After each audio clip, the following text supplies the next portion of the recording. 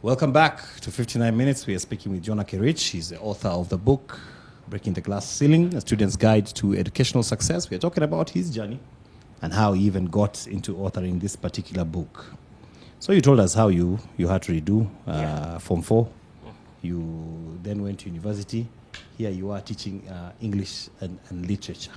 Oh, there is something, by the way, because I don't want to give so much about your book because, you know, they must get it. They have to buy it and even to read. There's something you say about, the monster called fear. Yes. And I liked something you wrote. You know, when I was reading your book, something really stuck with me. It got into me and I was like, yeah, it's true.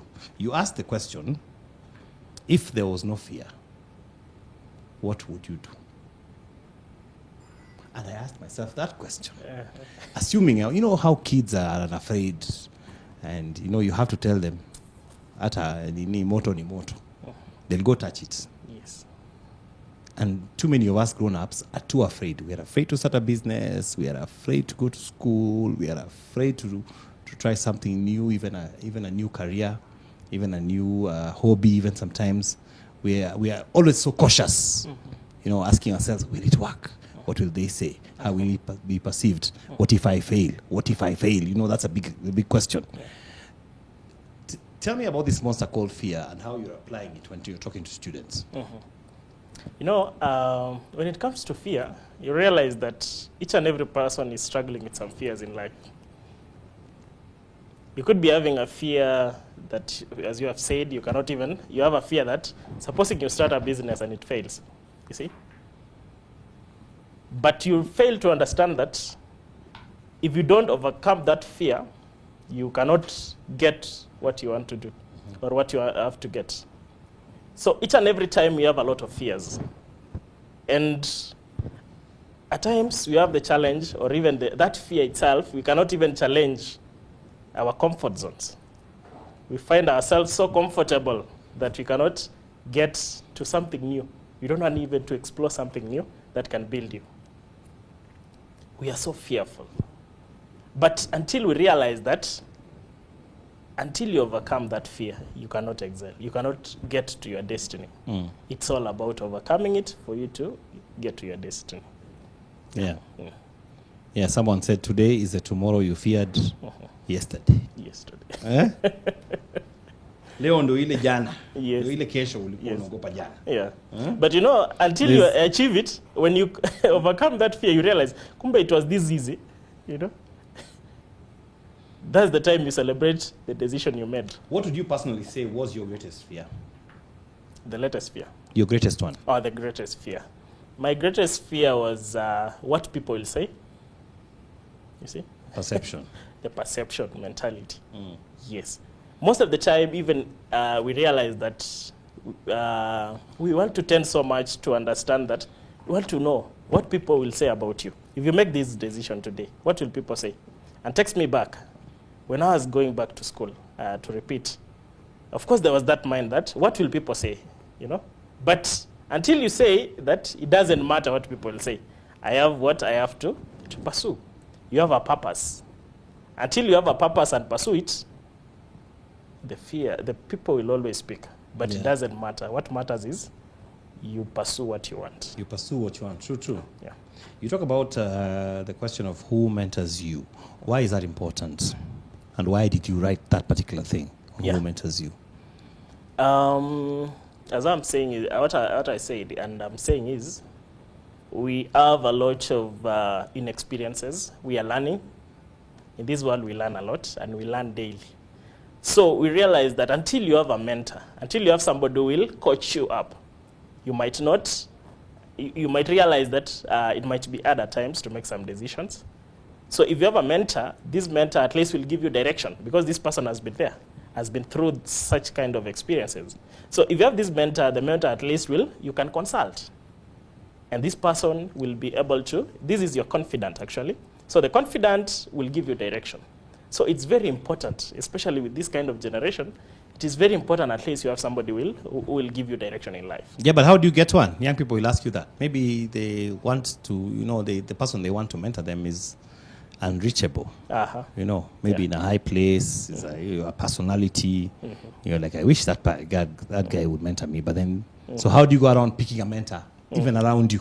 Yes. Now, and do you pick a mentor or does a mentor pick you? You pick a mentor, and then you inform the mentor that you're my mentor. Can you please mentor me? Let me tell you, nobody will say no. Yeah? At least somebody will appreciate, because at least the person you are, you can motivate somebody, you can inspire somebody with what you have been doing or what you're doing. Yeah. So that gets back to that fear. Can you be able to break that, what I call ceiling, for you to reach such a person? Until you inform the person, until you get to that person, regardless of the personality, it might be hard. You see? Yes. It might be hard. Yeah. So it's a question of, so if you're speaking to young people today in terms of going out and picking a mentor, what would you tell them in terms of approach? How do you do it? You know, of course, each and every mentor will want to know, why are you thinking about being a mentor? What do you want to achieve? What are your dreams? And what are your passions? So you have to come out clear and tell them, or the people that, this mentor, that this is my objective. Maybe in terms of career, that one day, one time, I aspire to be like you. So after that, at least you build that rapport between you and that person who qualifies to be a mentor. Yes. And then something will develop from there. Yep. So if, you know, for you, you say, well, you talk about 7 roadblocks to success. You talk about valuing your education, unlocking your potential. Let's talk about living a purpose-driven life. How important is that? Yes. You realize that each and every time, it is paramount to be objective. You have to set your priorities right. You have to set that I want to achieve this and this. What are your short-term goals? What are your long-term goals? You see, they have to be clear first. You see, for you to have that, even to live that purpose-driven life, you have to do what? You have to have both there. You have to set your targets clear. Yes.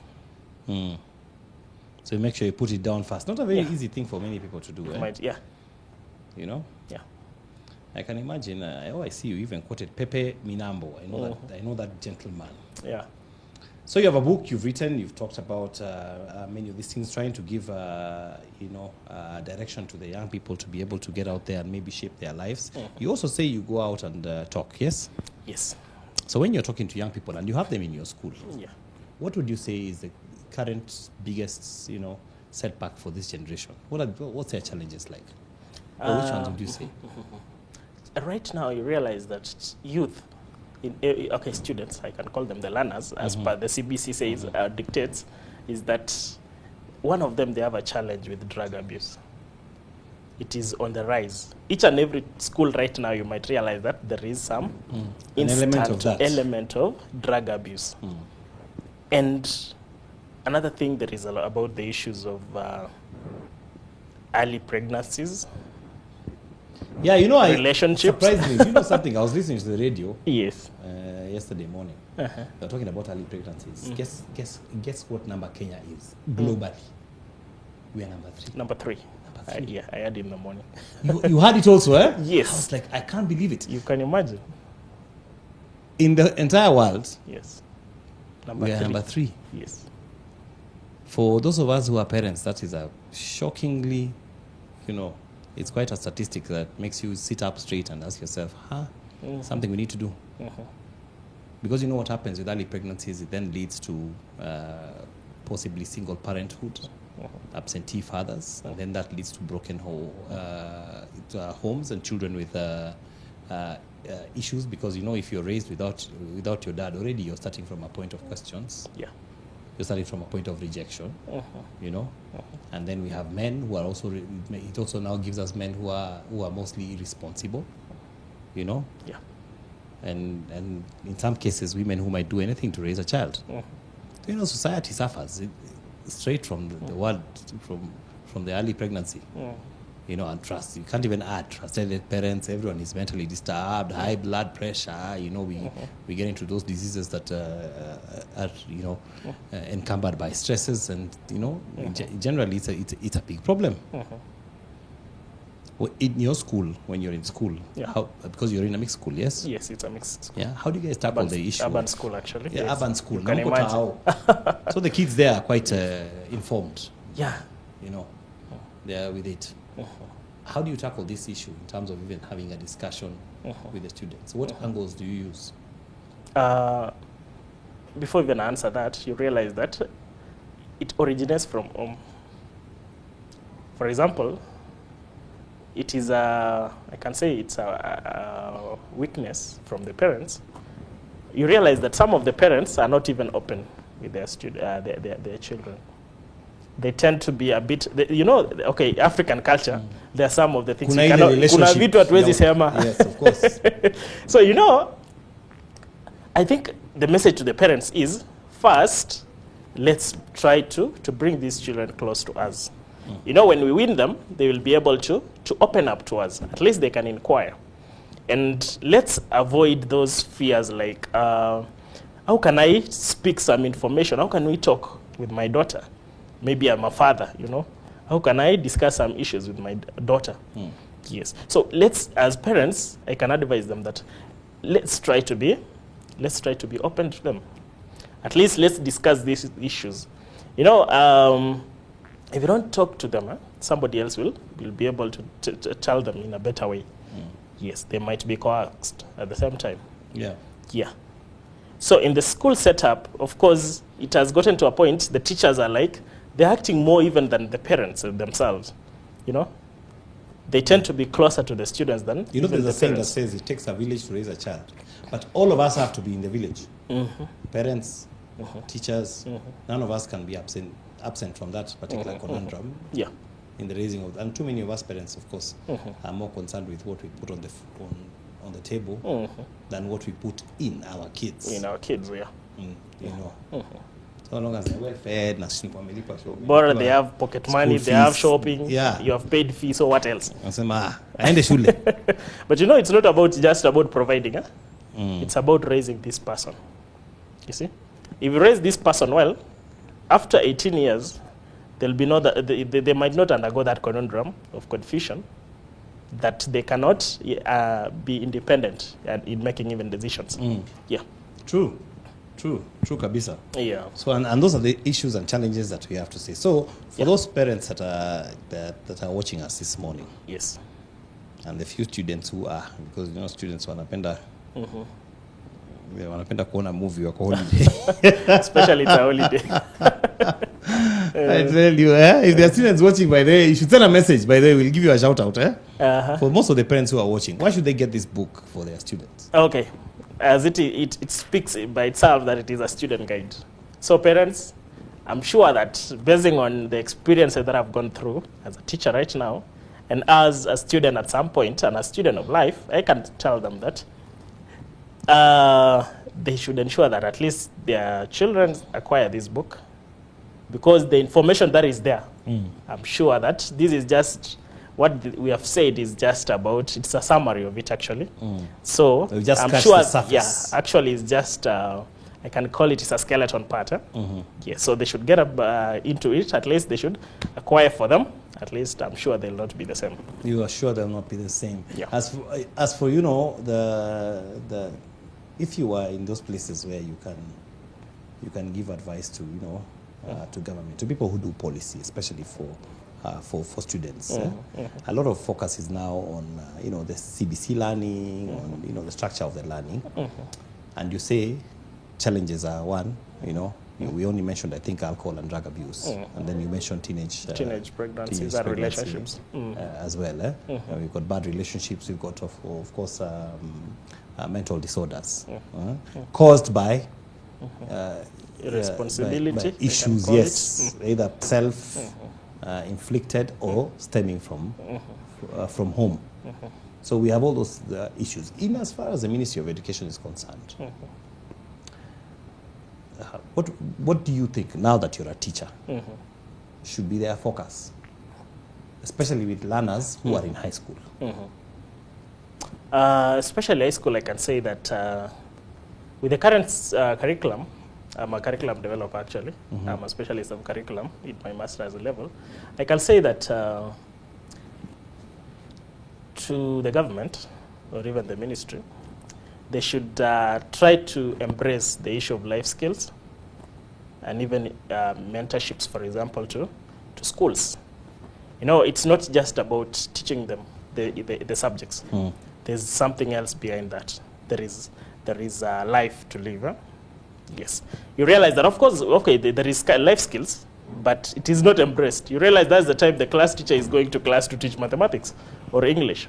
And this is the time that should have been reserved to discuss matters that affect our children and our students for that purpose. So they should try to embrace this kind of the child development. Yes. I believe with that, at least we shall be able to reduce some of these ills in the society.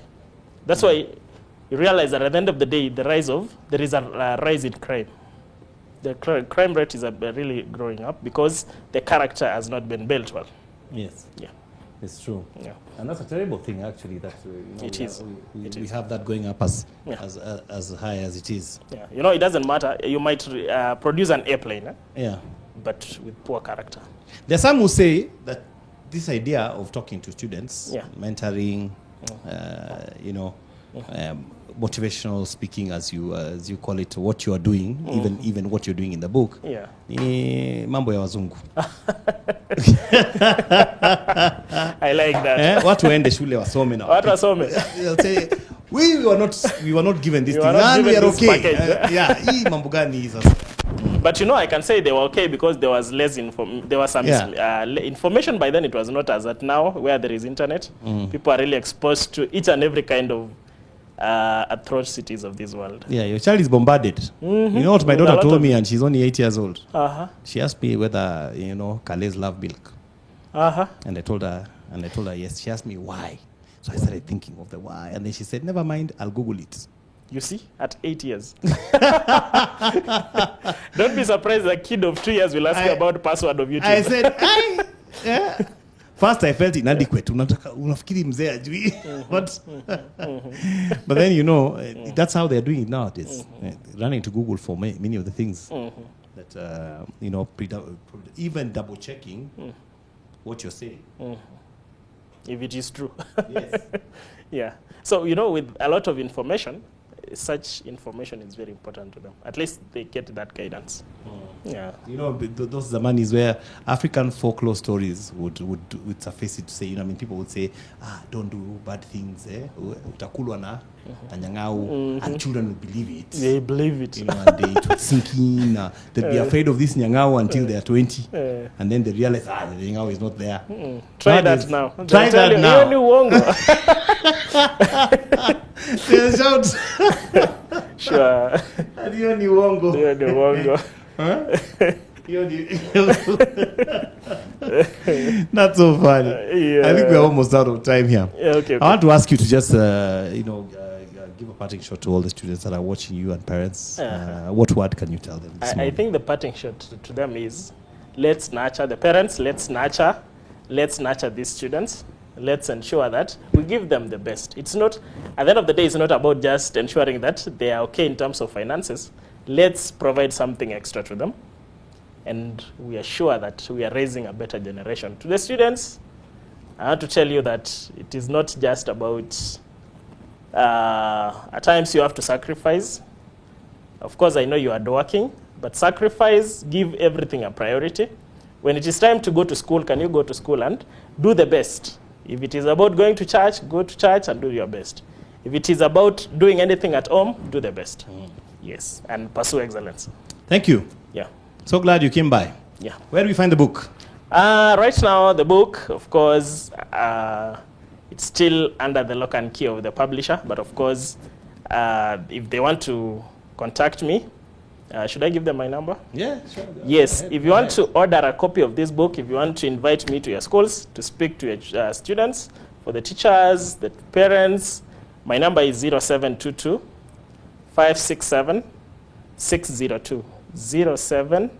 22567 602. Social media, you can just reach to me at using Jonah Kerich. That's my name, the way it is. Thank you. And you'll be found. Thank you, brother, for coming. Thank you for sharing. Yes. Breaking the Glass Ceiling, it's a student's guide to educational success by the book by Ceiling-Jonah. You can reach him on those numbers he has said and notice, social media pages. And let's try and change the young people together. Thank you. Thanks for coming through. Thank you, Levi. Have a good day.